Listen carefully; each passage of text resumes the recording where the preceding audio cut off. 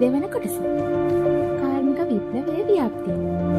කාර්මික විප්ලවය කාලය ගත වෙනවත් එක්කම වෙනත් රටවල් හා වෙනත් ක්ෂේත්‍රයන් කරාද ව්‍යාප්ත වුණා.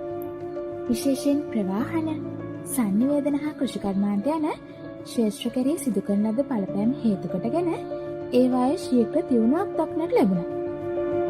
ප්‍රවාහන ක්ෂේත්‍රයේ ව්‍යාප්තිය.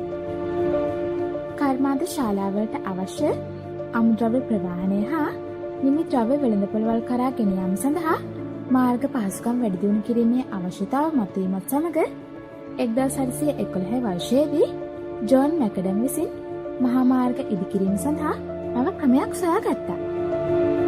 මැකඩම් ක්‍රමය ලොකු ගල් හා පස් අතුරා කරන ලද ශක්තිමත් අත්තිවාරමක් මත කුඩා කළුගල් කැබලි අතුරා තලා මට්ටම් කොට මහා මාර්ග තැනවීමේ ක්‍රමය. මාර්ගවල දියුණුවත් සමග ප්‍රවාහනය සඳහා යොදාගන්න යාන්ත්‍ර සූත්‍රවල දියුණුවක් දක්නට ලැබුණා.